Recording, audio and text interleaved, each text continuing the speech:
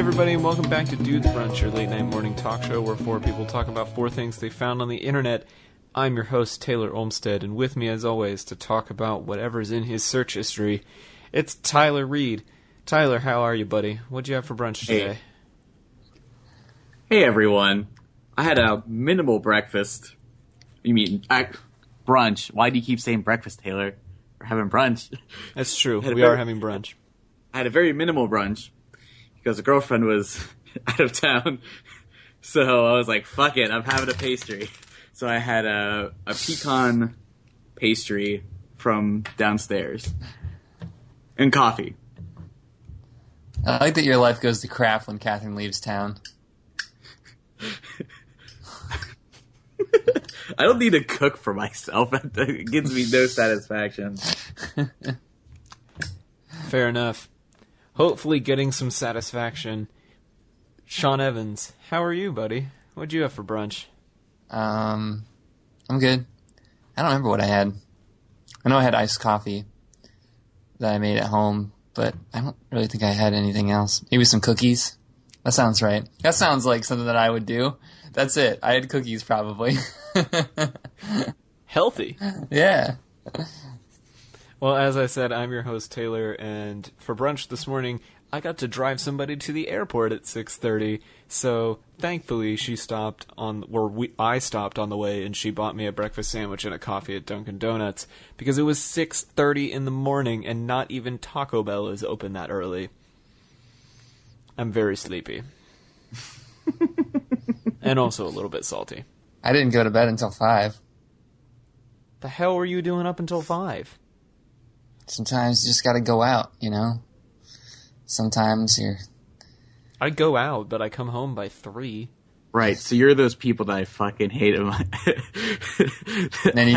the cat. Well, to be fair, you're also not sitting around playing like 5-hour board games, and you're like, well, it's 2 a.m., please leave. Yeah, I imagine that's probably the worst thing about working at a board game cafe, is that people want to play board games way late into the night.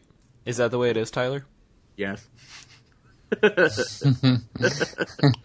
Fair enough. Like, sorry guys, I know you want to keep playing Hands of Cards Against Humanity, but you gotta leave. Like, we thought you were open till 3. We're like, absolutely not. Please leave. Why would you stay up until 4 in the morning playing Cards Against Humanity? There are way better games to stay up late playing. So if you want to play along with this train wreck at home, you can do so at dudesbrunch.wordpress.com/bingo. There's a thing there that looks kind of like a bingo board with things that we say a lot on the show. Mark one off every time we say something on it, and if you tweet in a picture of a completed board, you win a prize. So, our first topic this week comes from Sean. It is May, which means, or I guess it's no longer May, it's June, which means we're officially in the middle of wedding season. No. Wedding season just started. That's why I want to talk about this. I feel like wedding season starts after Memorial Day and ends at Labor Day. See, I thought it started in the middle of May, like right after college graduation, and then went until Labor Day. No, I want to have like an official start, and I think that those two holidays, the fact that you get Mondays off, I think that's a good like starting end point right there. So I was in a wedding this Memorial Day weekend. Was anybody else in or at a wedding? No. Have any coming up? Yes. No. We'll talk about it, Sean. Let's figure out why you wanted to talk wedding season. Well, no, I do want to talk about wedding seasons because I know that you are in a wedding and I'm going to a wedding, and I feel like generally this has become a summer routine now. I don't think that there's been a summer yet that I, like maybe for the past 5 years that I haven't been in a wedding, and I feel like for people our age, this is a pretty common theme to go to weddings probably once a year. If you have a slow year, probably. I don't know. Tyler doesn't sound like he goes to many weddings, but I know that he's been to weddings. So you'll actually be good on these questions. So my first question is destination weddings, cool or uncool? Uncool. What does that even mean? What? What does that You don't even know what mean? a destination wedding is? No. Okay, destination wedding is where somebody has a wedding in like a place that's not like a home, like your hometown or something. So like Hawaii. A destination wedding would be like or like Cancun or something like that, and you have King to travel. Arthur's Court. Right. Basically, yeah. And you have to travel back in time to go to their wedding, and you have to wear a costume. What is that thing called? medieval times. That's what I meant. The Renaissance fair. I'm just going to go out there and say that I'm not a big fan of themed weddings to begin with, and so a destination wedding just feels like a really expensive theme for your wedding. I'm not on board. Taylor, you only get married once in your life. I think you should make it the best event. Yeah, but that doesn't mean that you have to make your guests fly to Cancun and back. It's a mini vacation for them. You're like, hey guys, do you want an excuse to go on a vacation? Come to my wedding. I don't think you've been in a wedding before, Tyler. I've been in one. No, he has. There's pictures. I've been I've been in one party. Yeah, so think about the craziness of running around and doing all the events for being in a wedding party, and then imagine doing all of that while you're in a foreign country. No, thank you. I don't know how I feel about it. I think it depends on, like, the circumstances of the wedding. Because I don't know. I feel like I've gone to weddings, not out of the country, that I've been really happy to do, and I was fine with it. But I don't know if I'm willing to travel overseas to go to a wedding. And I think that might be just because I'm not in a financially, like, not, like, financially able to do something like that. So... And that's mostly why that's part of it for me, is the financial reason. But I really do think that, like, wedding weekends are exhausting, and adding a long period of travel on either end of that just feels like I would not be able to function when I got back to work post-wedding. Mm-hmm. Like, this week was hard enough with it being a 3-day week coming back from the wedding, and half of my office wasn't here because of the holidays and everything, so I just can't imagine, like, if I had been jet-lagged on top of everything else, that would have been awful. Yeah. But Taylor, this is a once-in-a-lifetime event. Yeah, I know. You have to remember that you want to celebrate love with your friends and family. That's what I was thinking. Like, I don't think many people forget destination weddings, though. Like, if you go to a destination wedding, it's going to be memorable. Hopefully it's because you had a good time. But, you know, like, I feel like sometimes you get on Facebook all the time, you see people posting pictures of weddings. Do you remember everybody who got married last year that was on your Facebook? Oh, hell no. No. There's probably people that I know that got married, I don't even remember their weddings. And I was there. And it's not because it wasn't, like, fun or memorable. It's just, like, I just don't remember it. They all kind of bleed together. Right.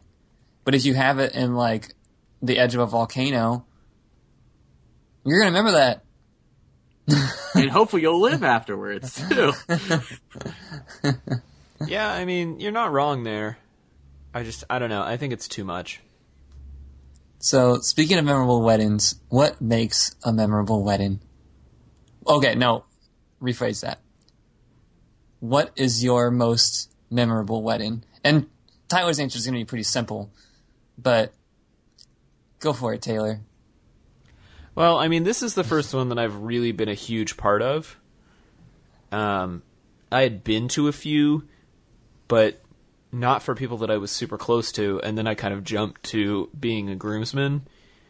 And so, I don't know, I think I'm really going to remember this one, partially because it was my first time being a groomsman, but also because this is a friend that I've had since the 3rd grade, and he's marrying his high school sweetheart, who I've known since the 10th grade.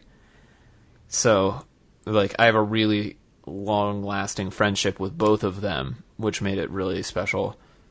So, I think this is probably the one out of all the ones that I'm going to in the near future that I'm going to remember. And I mean, like, the only, like, friend wedding I've ever been in I've been to has also been the one that I was in the wedding party for. So it was kind of like, well, I guess this is, I guess it's my most memorable one because it's the only one that's ever really mattered. I'll be curious to know the next one that you go to, if you're not a member of the wedding party, what you think about it. I mean, I went to one for my step cousin, who I, like, barely knew at the time. It was like they just started coming around, so I was like,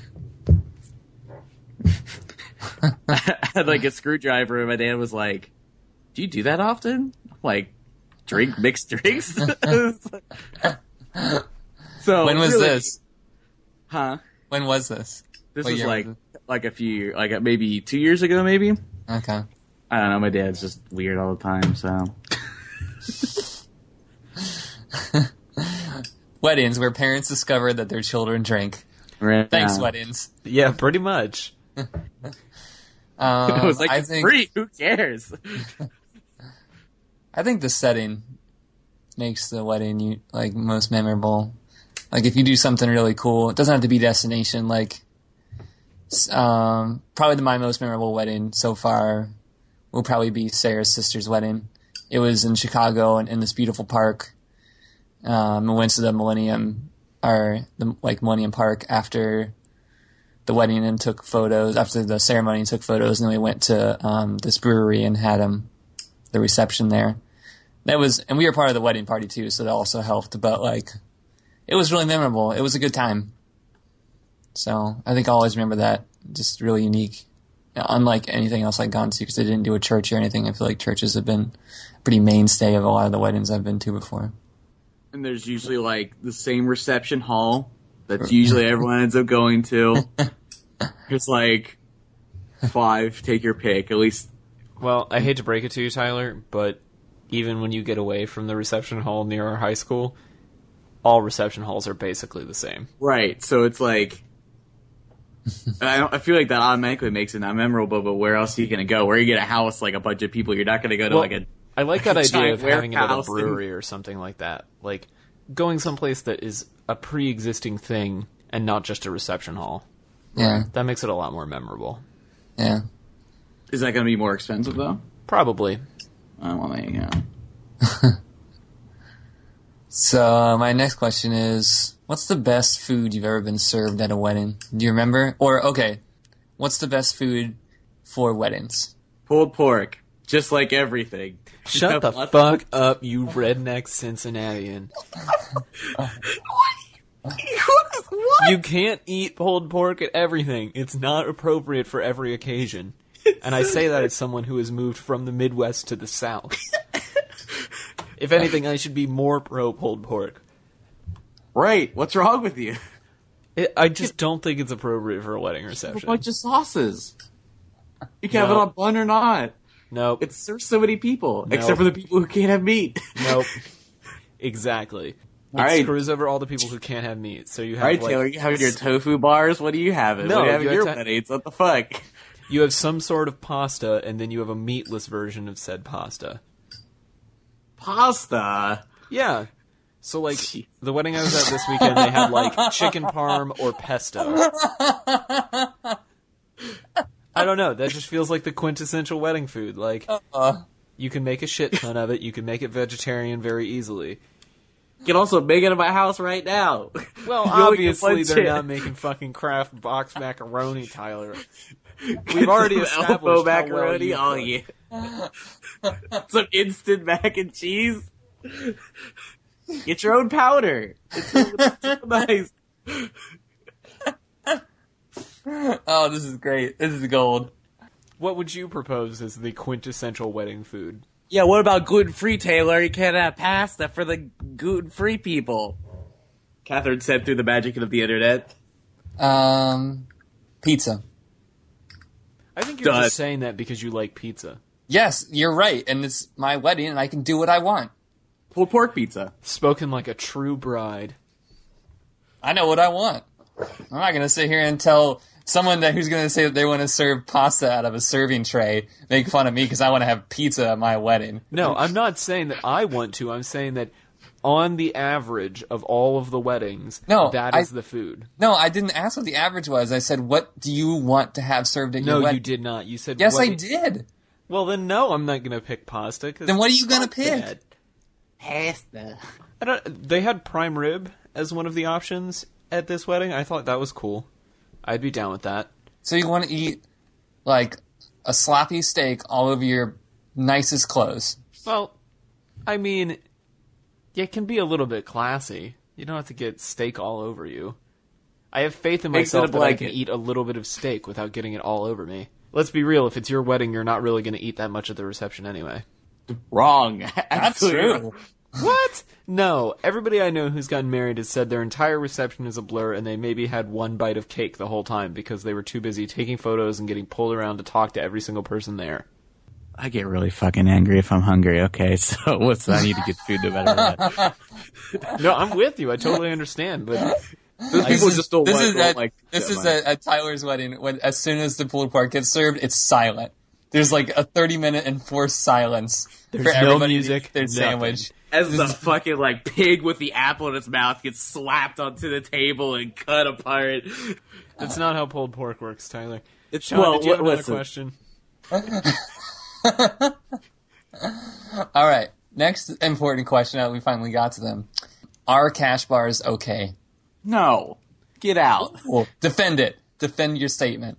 Listen, I have to sit around and listen to a bunch of people just talk about what the fuck ever. It's not my special day. It's your special day. I want to support you as your friend, but also I'm wasting like 8 hours just hanging out. So you think that they owe you?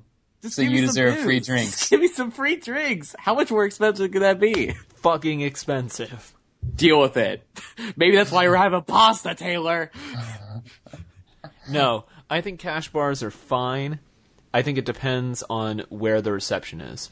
So if you're shelling out more to have the reception at a hall or at a venue, then cash bars may be more okay than if you're having like an outdoor reception. I'm going to have to go with cash bars are okay. Because my cousin and I talked about this last night when we were out. And he said that at his wedding, beer and wine are for free. But if you want to get mixed drinks, it's cash bar. And I like that system. I like that system too. I'm in full support of that. I'm willing to bend for that.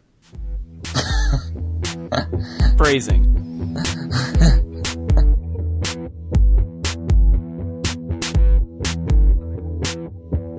Alright, so I've got our next topic. I found this article a few days ago about this place in Mexico where they took a favela on a hillside and painted all the buildings white, and then some street artists came in and painted a giant mural across the whole favela in like really bright neon colors. And it's really hard to describe via audio podcast, so we'll put a link in the description. You should really take a look at the pictures. It's very, very impressive. Can you describe real quick what a favela is? Yeah, so a favela is usually like a lower or working class neighborhood. They're not quite slums, but they're kind of slums. I don't know. It's very hard to describe. It's like a cultural neighborhood of sorts in Mexico. Does that make sense? Yeah. But what does it look like? Like, paint a picture for it in my head without the mural. Yeah, so it's usually or in this case, it's like 1 or 2 story houses going up a hillside. I think most of them are made of stone or adobe or something like that. And they're all very tightly packed together on these winding, like, switchback streets that go up the hillside. And so when you paint all of, like, one side of all of the houses, you can create a large graphic that fills the hillside. I guess my first question for you guys was, being artists and fans of urban art, what did you think of this particular project? Is it unifying for that community, do you think? Or does it feel like they have to conform to this like one aesthetic? I think I'm going to go with unifying, just because I feel like it builds a sense of community. Like you see all these houses together, they're all part of this bigger, larger project. I think that's kind of gratifying to see that. There's a lot of murals around where I live in DC, and I feel like there's murals going up all over the place. That like a lot of developers are kind of into having your own piece of art on your property.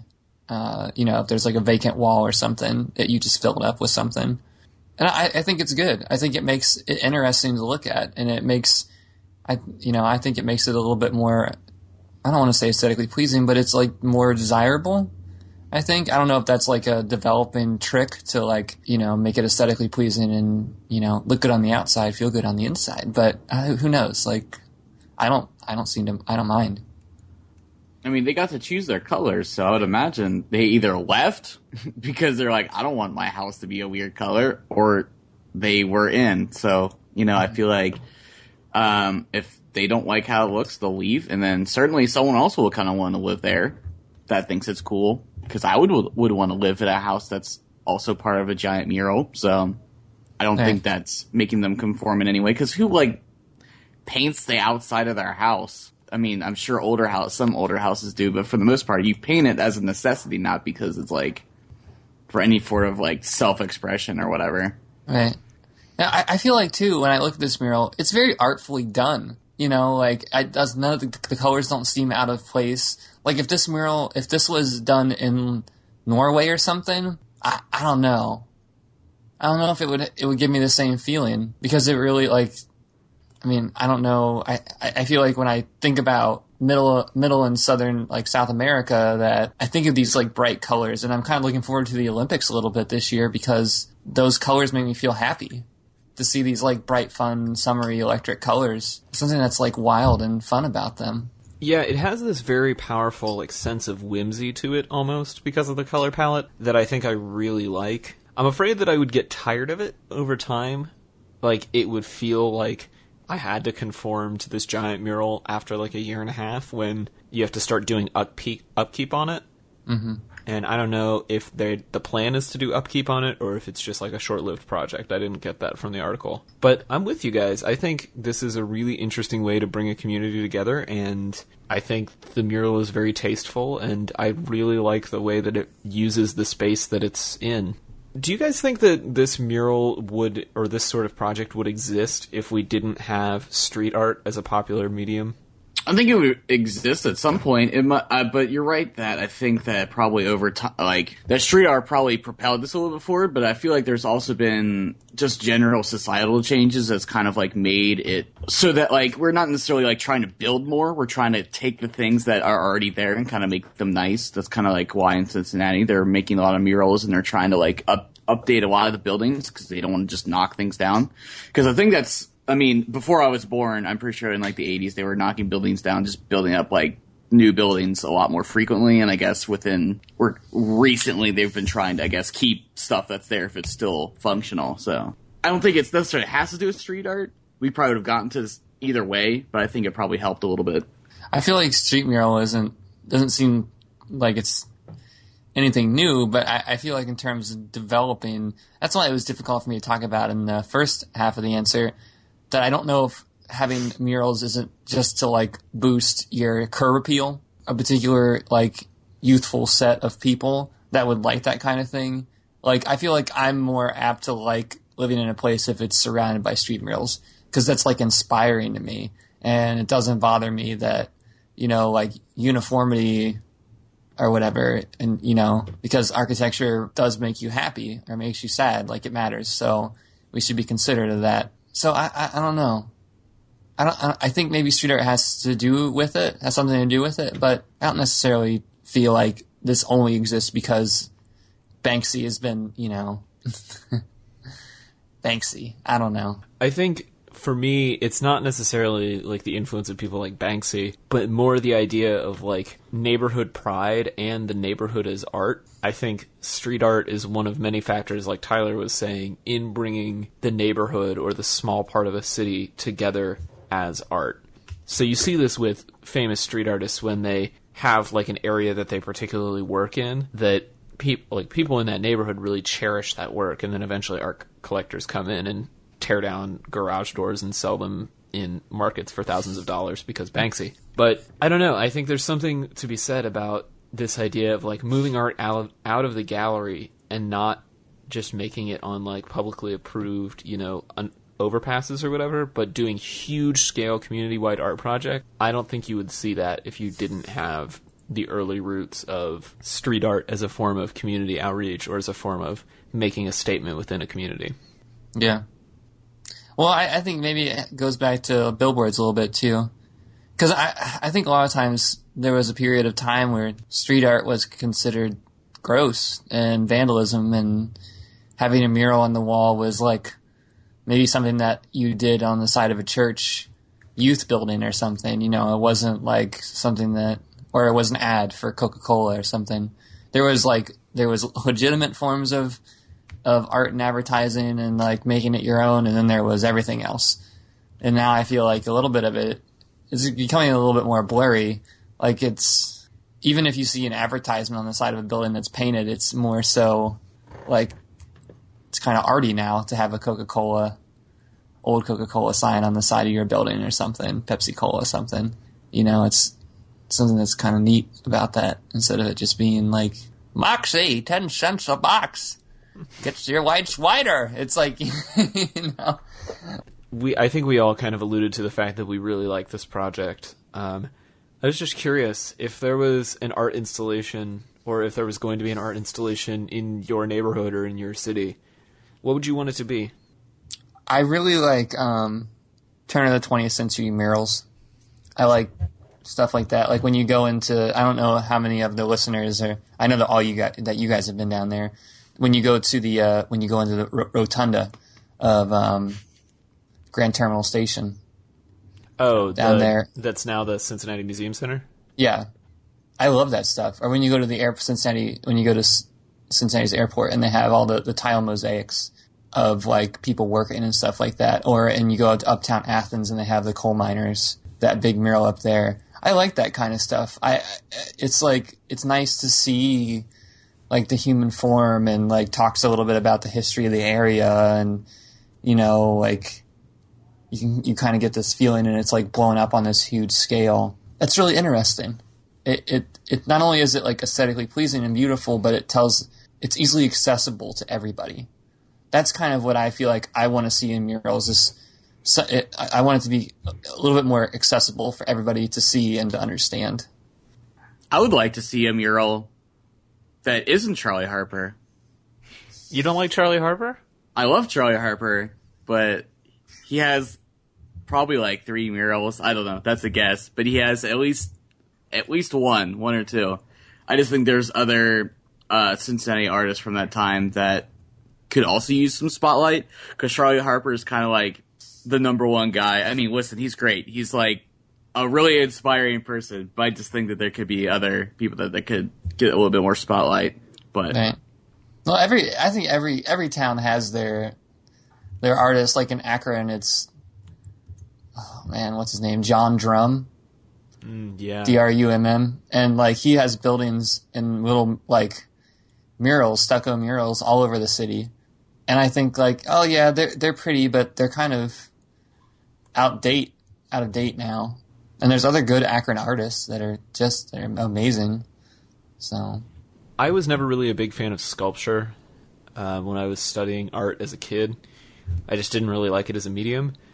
But I've been seeing a lot of public sculpture recently, and in particularly public sculpture that you're intended to interact with. So I've seen playgrounds designed by contemporary artists, so the jungle gym, rather than just being like a little dome, is like some kind of weird structure that's designed to remind you of something. Or here in Midtown Atlanta, there's this huge rock on a big pedestal, and while you're waiting for the crosswalk, you can like push it and spin it and rotate it and look at it from different angles. And I just think that's really cool because, like Sean was saying, it's sculpture or it's art that is really democratized. Like, because you can reach out and touch it, it's accessible to almost anyone. And it's so rare to have art that you can physically touch and manipulate that I just think, like, we could use public spaces in such a way to create really interesting, like, interactive art that you can't put in a gallery. That's a good point. I like the idea of more interactive sort of monuments, I guess. Sculptures, whatever. I think that's really interesting. But I think you're right that, like specifically Cincinnati doesn't have a whole lot of those, I don't think, that I know of. But I think that's mostly just because we're pretty blocked in for the most part. There's not a lot of free roaming space. Yeah, you don't have as much green space as we do right here. I think, living in D.C. now, you can't really walk around this city or even drive through the city without seeing like architecture and public monuments and things like that. Like, that's just how it works. And sometimes I feel like, I never took art in high school. It wasn't until I came to college that I took my first like seeing things class, like interpreting art and seeing what architecture was. I kind of feel like it's when I go to places in DC, it's funny to see people kind of run through places. Like the other day, what was it? Friday, I had an interview and I got done early. So I was on the Hill and I went to the Library of Congress. Beautiful building. Like, it's just amazing. When you go into see the dome, it's astounding. Like, you can't believe it. Like, it almost, to even try to take it all in, standing there for like 5 or 10 minutes, it just seems pointless because there's like so much going on. It's just crazy. And even when you go out and when you just come into like the hall, you can't take it all in. There's just so much thought that goes into these things. And it's really disappointing to watch like tour groups go in and out of this place. And literally they like walk in, everybody in the group tries to snap the most like interesting picture that they can that's like artsy. And then 30 minutes later they're gone. And you never really get to take in, like, especially in that building, that there's like everything is so planned out. Like everything was so thought out. And Sean, are you trying to say that most people don't have a realistic appreciation for the arts? No, I don't think that people don't have an appreciation for the arts. I think that, well, the culture of touring is fast paced. See as much as you can in as short a time as possible as you can. But I feel like it's difficult because it's not accessible. You know, like it's very much just like when you go to the Library of Congress, you go and see Jefferson's library, which is in this big room, and they have all Jefferson's library in there, and then people look at it and they go back out the door. Yeah, I see what you're saying. It's like they don't get the time to really appreciate the space. All right, and it's not so much that, and because I don't want it to sound like I'm saying that I don't think that people don't appreciate it. I just feel like it's not appreciated because maybe we don't teach the skill set of how to appreciate it. You know, like it's like looking at architecture as a literal text. And if you don't know how to read it, right, yeah. Which I didn't for a long time, it doesn't mean anything, you know? It's like looking at gibberish or just like, you know, whatever. It doesn't mean anything until you know how to read it. And now I'm like fascinated with it. It just blows me away. We'll link into the show notes to The Architecture of Happiness by Alain de Botton, which Sean mailed me his copy of, and is a really great introduction to appreciating architecture if you've never really thought about architecture as an art form. But I think projects like this public housing mural, or I don't even know if it's public housing, I guess. Projects like this public mural are a really good starting place, I feel like, for people who don't have a formal appreciation of architecture or public art. And I hope that we can continue to invest in projects like this that will raise the bar of education about arts in public spaces with future generations. But I like this project because I feel like I'm curious to see what Tyler thinks of this and what you guys think about this. That I feel like I like this mural because it fits this place.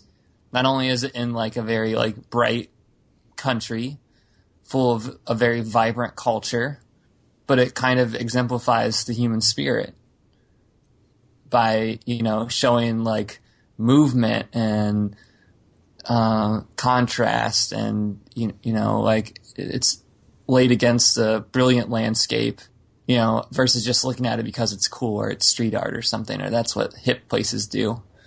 I feel like it accurately represents a place. I agree. Yeah, I agree with that statement totally. Like I'm kind of looking at it right now, and I'm sure people would flock to this place if this was like in any sort of like city area, like or in any of our respective places where we live. It would be probably highly sought after because it's like, ooh, it's different, it's special, it's unique, it's this community thing. As we know, people in the suburbs love to take care of their lawn or hire someone else to do it. So, like, I'm sure they would love to paint their house. They keep painting it over. Right. Take a lot of pride in it. It's cool too because when you look at it from the distance, so the first picture that you see when you go to the website is like this zoomed out away from the mural, right? And then the more that you scroll down, you get to see like a street level view, and you get to see like how there's little plants that grow up out of places, and like, you know, in between is white and all these other different little things. and the power lines and stuff that you didn't see before that kind of run all these tangents and stuff all over the place. And it's really cool. I don't know. I see the steps when I look at the big mural that go kind of up through the mural itself, and it just flows really well with all the lines that go through it too. Like, super well thought out. We should do this more places. This is really nice.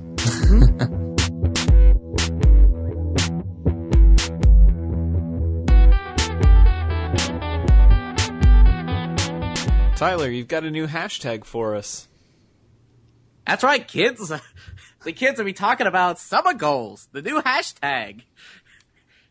Please never talk like that again. I love it. Only talk like that. What's wrong, Taylor? You don't like this voice?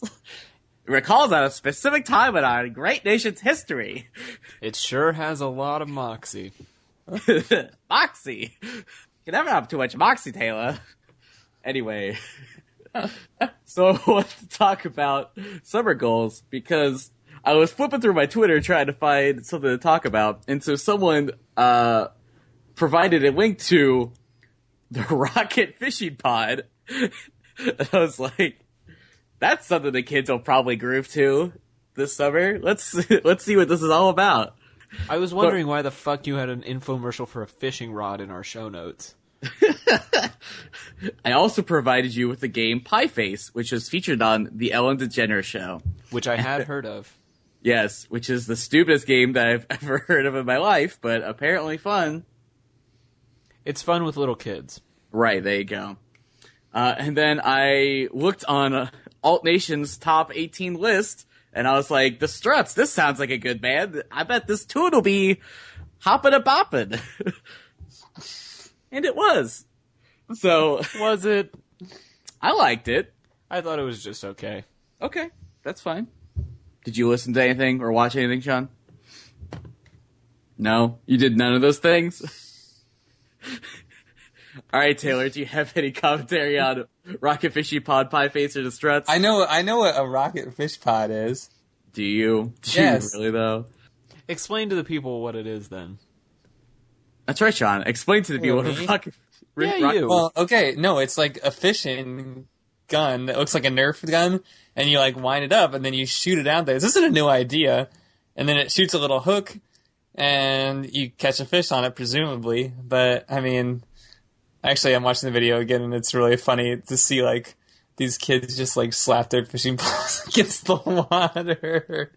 Or it's, like, the part where it tries tree. to explain to you how hard normal fishing poles are, hilarious.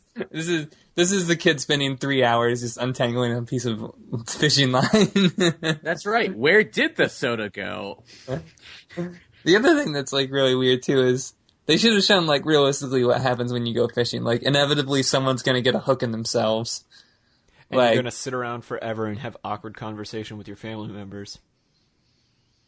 Don't forget that part. It's like 50% of fishing. I messed up my fishing rod one time, and my dad got mad at me, and then I never wanted to go fishing with them again. This week on Dude's Brunch, childhood anxieties with Tyler.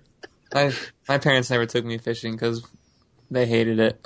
I guess, to be fair, at least my father took me fishing, I guess. But, I mean, to be fair, we were in Boy Scouts, so... Dude, I never went fishing in Boy Scouts. Never? No. Well, Because we were fishing's more like... boring. Well, if we're being real, I don't remember what Taylor's troop was like. I don't think we ever interacted when we were in Scouts, but like we were definitely like suburban Scouts where it was like, listen, if you could like just bring like some prepackaged shit, we could just eat that instead of doing a whole lot of work. We were all about doing a whole lot of work. Yeah, but that's not important. So my summer goals is not to be in Boy Scouts for 2016. But so that's great. So Rocket Fishy Pod, very cool. We apparently need a game to pie each other in the face now, so that's fun. This whole segment feels like old man yells at cloud. Tyler, are you going somewhere with this? No, I'm just seeing what you guys. If you have any. Well, did you want to talk about what the links that you posted, or do you want to talk about what we're doing in the summer? talking about both. I wanted For to the see record, if the links Tyler posted are just a bunch of bullshit garbage that are in no way related to the discussion topic. I just wanted to see if we had any strong opinions about anything. Clearly we don't, so we'll go into the questions. All right. Is anybody Hold going on. anywhere? Hold on. I want to watch this music video real quick because I think I've heard of it. Well, now we have 3 minutes to kill. It's like Jet 2. It's like glam rock. It's Jet. kind of catchy. It's Jet 2, the remix, the Revengeance, the Strikes Back. I mean, I'm not listening to it because I don't really care for it, but... Right. All right. What are you going to say? All right. Is anybody going anywhere? Do we have any plans for going anywhere this summer? Anybody? Do anything fun? Well, I just got back from a wedding in Ohio. I'm trying to plan a weekend trip to Savannah, Georgia, because I've never been there. And I have a work trip to New Mexico at the end of July. So, a little bit of travel. I'm trying to do, short domestic trips this year since I was out of the country last year. You do have an entire state to explore, too. I do, yeah, but most of it's farmland, so I'm just going to do a bunch of camping in the North Georgia mountains, I think. Oh. Well, okay then. You have the surrounding states to hang out with. What else is around Georgia? I don't remember. It's okay. Florida! You can go to Florida. You can go to Gainesville. Americans don't understand maps. It's okay. Listen, to be fair... Did you even know which one Georgia was? Not 100%. To be honest, I kind of got it mixed up with Tennessee a little bit. And kind of Alabama. The South basically confuses me. Next week on Dude's Brunch, Tyler labels a map. Tyler, I live 3 hours from the ocean, right? Listen, I knew you were at least close to a coast. At least a little bit. In one direction, either east or south. Have you ever been to an ocean, Tyler? Good job, Christopher. Yes, I have. I've figured figured out. North Carolina. The irony of that is not beyond me. I understand. There's an ocean east or west of you. I'm not really sure. God. East or south? Jesus. I didn't say west. I at least knew it wasn't west, okay? Well, technically there is an ocean out to the west of Georgia. Right, but the south and the east are definitely closer. Sean, are you going anywhere this summer?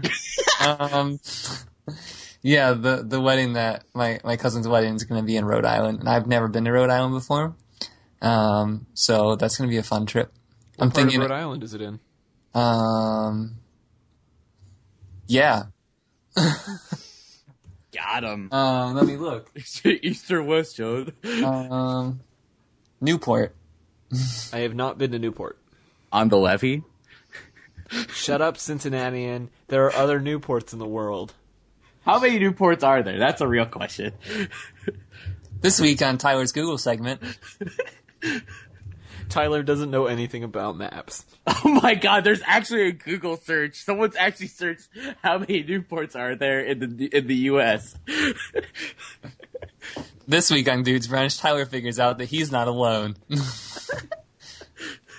Listen, if you How many Newports are there? I don't know. Answer your question before you move on to the next one. How many Newports are there? Hold on, I'm using Yahoo Answers, so we're in trouble. Oh my god, there's at least 50. That's actually less than I expected. I'm assuming that every Newport is probably on some body of water. Yeah, that sounds about right. Well, this person listed them by the state abbreviation, so let's embarrass myself again. It's pretty much almost every state. Well, if there's more than 50 of them, that you could reasonably assume that. That's right. I don't know if there's a Newport, Arizona though, or Newport, Colorado, or Iowa. There's at least 3 in Ohio, apparently. So no, there's AR is Arizona, right? That's Arkansas. Shit. Maps. Tyler learns about maps. So much fun with the maps. What's this paper? It's maps. Oh, dear God. Yeah, Tyler, are you traveling at all this summer? I'm assuming not, because you'd probably get fucking lost as soon as you got into Kentucky. You'd be like, I think I'm in Michigan right now. Wait, that doesn't look right. There's no snow hold here. on. Listen, we don't like Michigan here in Ohio, so I know where Michigan is. Really, which direction is Michigan? That way. Exactly. Northwest. Jesus. There's like a lake in between us. How many Great Lakes are there? There's like 5, right? Yes, 4? there are 5. 5? Whatever. I was thinking about making a pilgrimage to Snakes and Lattes, which is in Toronto, which is in Canada, which is north, east. He's so upset about this now. Tyler, do you have a passport? No, I don't. Have you ever been out of the country? No, I've not. So that would be a good reason to go. Maybe. Probably not. I'm not, like, really thinking about it. I was like, hey, coworkers. Because, no, that would require commitment. That's right. Boom, Listen, roasted. Whoa, hold on. Wait a second, Taylor. There's one thing that I am. That's committed. He's committed to his uncommittalness to committing to things. Listen, a weaker man would have just ended the bit on I don't know where anything is in the world, but I followed through with my ignorance. Okay. No good has ever come of any of that. And listen, I only learned through failure, so it's better that I try to know where things are and fail than to not ever know where they are at all. It's all right. So now that that's over, what do you want us to roast you on next? Does anyone's musical preferences change in between seasons or specifically in summer? Do you find yourself listening to different things? I do, actually. Yeah. It seems like every year I always get more into, like, the lighter, more fun side of my iTunes library during the summer. Lots more pop punk. This is the first summer in, I think, 3 summers that I haven't gone to see Matt and Kim. So I've been listening to lots of Matt and Kim. They have a new EP out. It's really fun. There was a thread on r/Beatles the other day talking about, do you listen to specific Beatles albums at certain times of the year? And I pretty much listen to Sgt. Pepper only during the summer. I don't know why. I think it just feels kind of like too campy and ridiculous the rest of the year. But during the summer, I'm like, sure, circus clowns and weird marching band stuff and whatever. Yeah, it's summertime. So I listened to that on vinyl the other day, which is what made me think of that. Summer is the time for new music for me. I feel like that's when I'm like really looking around for stuff. And once I get to the fall, I'm coming down from wanting to listen to new music, just kind of taking in the stuff that I like. Back to Pearl Jam. Yeah, pretty much. I realized today that I don't really have any other music on my phone besides Smashing Pumpkins. I live a really sad life, guys. It's okay. You've been in your winter coat still. Your musical winter coat. Yeah. I'm telling you, just put that 4-song Matt and Kim EP in there and then put your iPod on shuffle, and it will scare the shit out of you when it comes up after a Smashing Pumpkins song. See, I'm thinking about doing Spotify because they have that whole, 99 cents for 3 months, and I was thinking, that'll get me through the summer. Well, and honestly, if you're looking for new music, the Discover Weekly thing that Spotify does is on point. It's good. I have been listening to that more this summer, too, I should mention, because I'm getting frustrated with Apple Music, but we're not going to go back into that segment. I mean, I've been on the Spotify Discover track, I've been into it, for a while now. I've been getting pretty consistent recommendations from that, although I've kind of, not been listening to music as much. I've been going hard on podcasts, so it's been a little outdated. It's still, hey, do you still listen to, psychedelic rock? I'm not really at the moment, but... So what do you listen to in the summer, Tyler?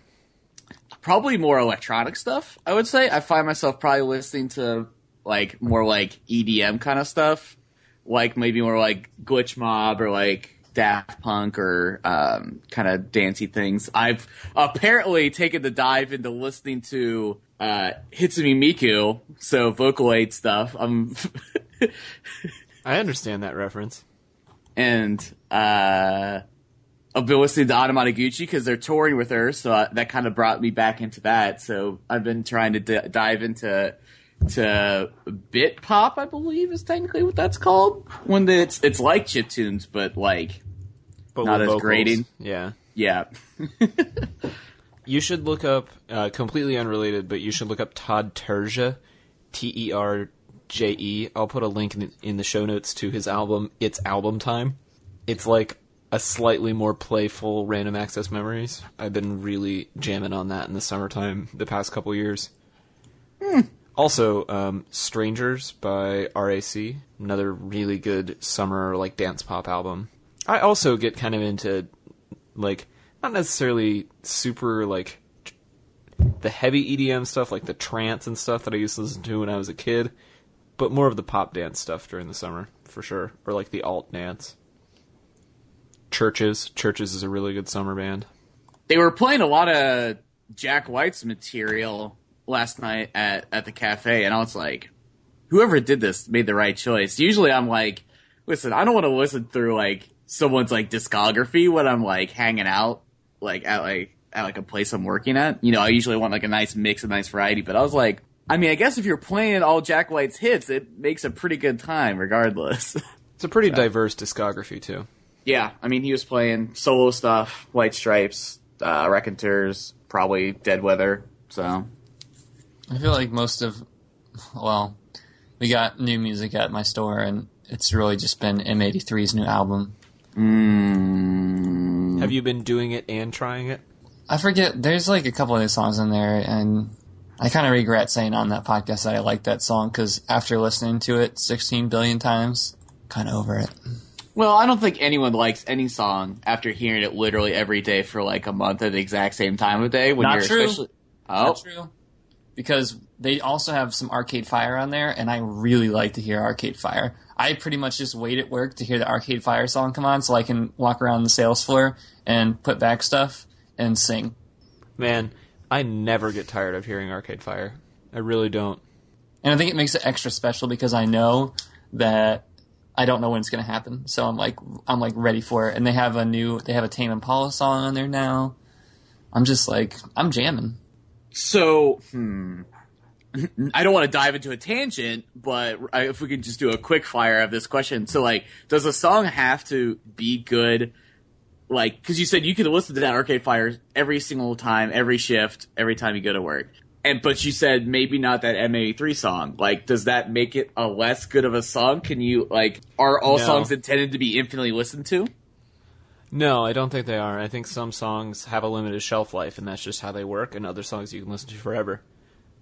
Like, I already know that I bought tickets to see Blink-182. I think I've already talked about this. But I already know that they're going to open their set with Feeling This, because they've been opening every set with Feeling This for the past, 15 years or whatever the fuck. Don't care. Love that song. Will always love that song. Perfect first song of the set. Perfect first song of the mixtape.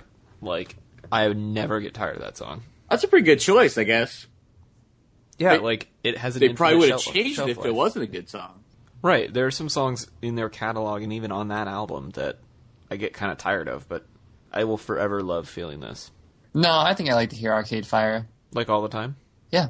I like him at work. I like to hear the Tame Impala song at work. I don't know. Maybe because there's saxophone in M83. You do have a well-established beef with the saxophone. There's certain instruments that I just can't stand in music, and the saxophone is one of them, and the other one is steel drums.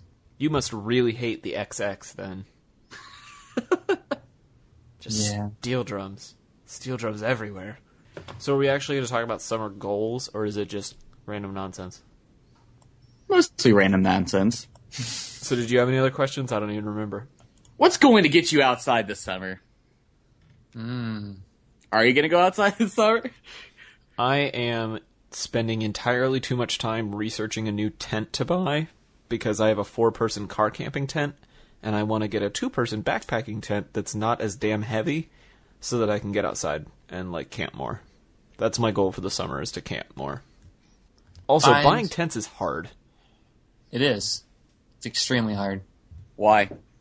Because there are so many different kinds, and, like, you never really know which one's going to be a good investment because you want it to last, like, multiple years, and you have to take into account different weights and different materials and how many seasons you think you're going to use it in, and it's a complicated process.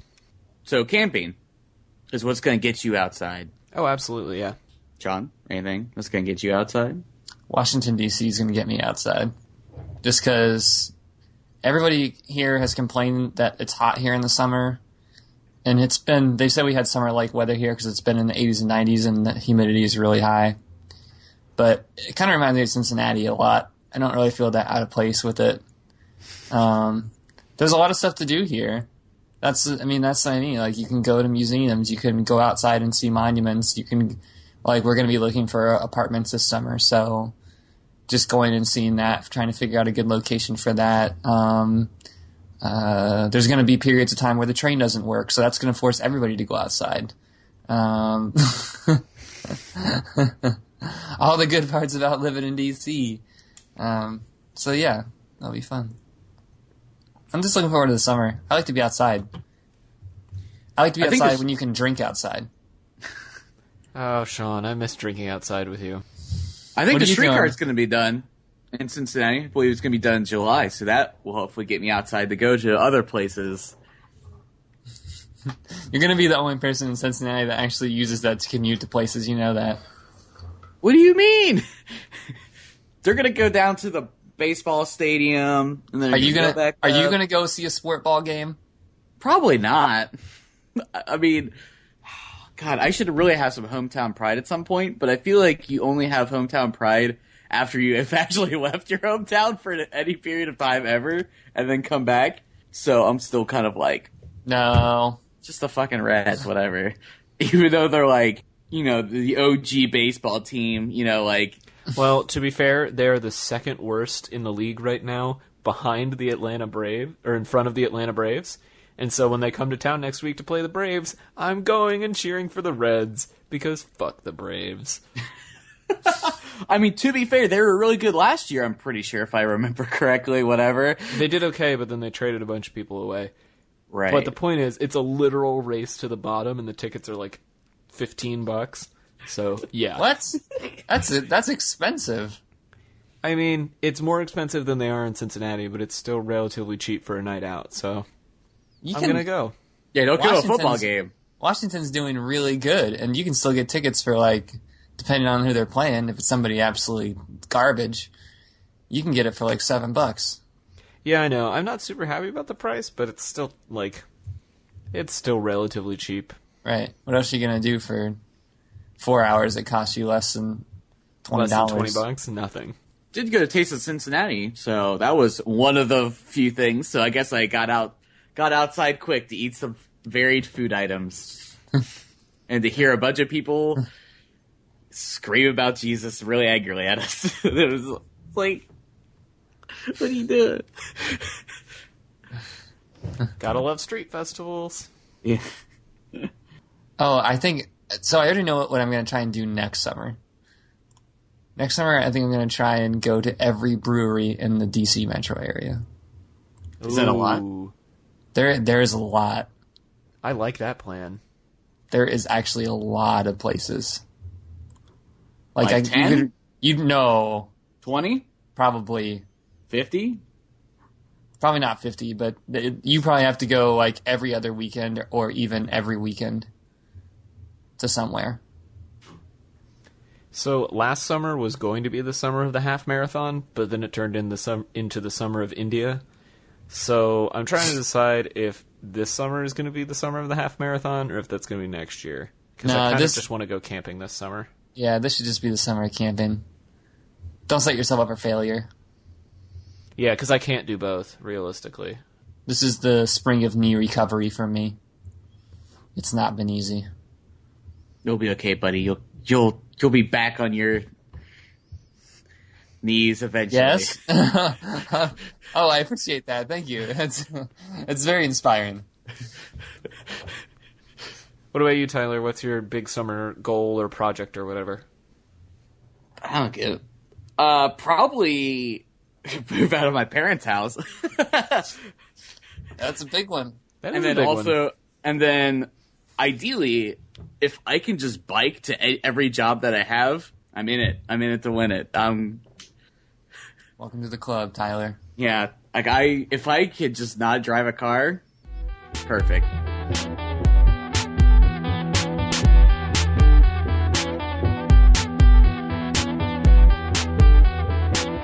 Well, slightly shorter show this week because we were out a guest and we're still recovering from travel, but that's okay because it's time for Shameless Plugs. Tyler, what would you like the people to do this week?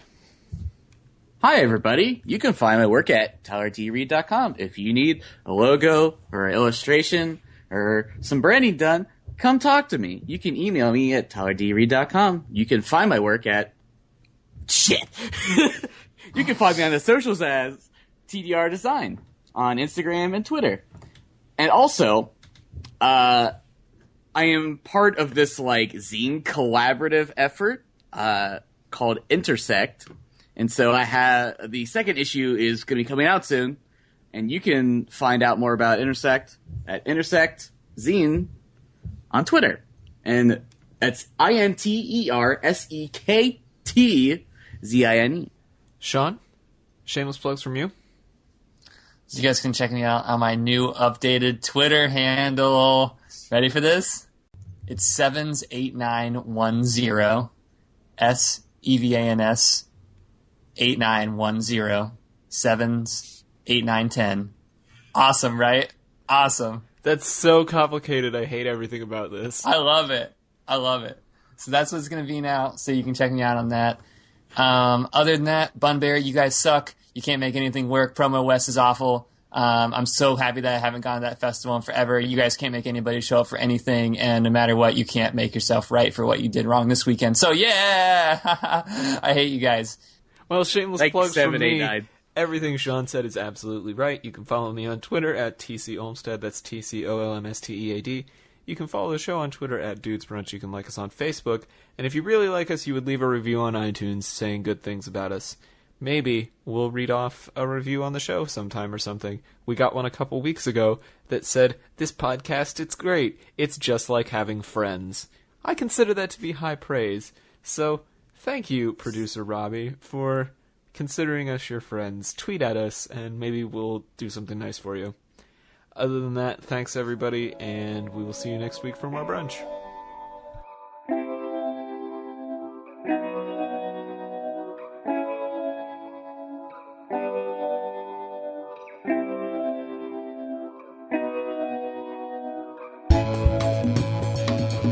Hey, anybody want to go to a wedding? I need a +1. You're getting tilapia, but...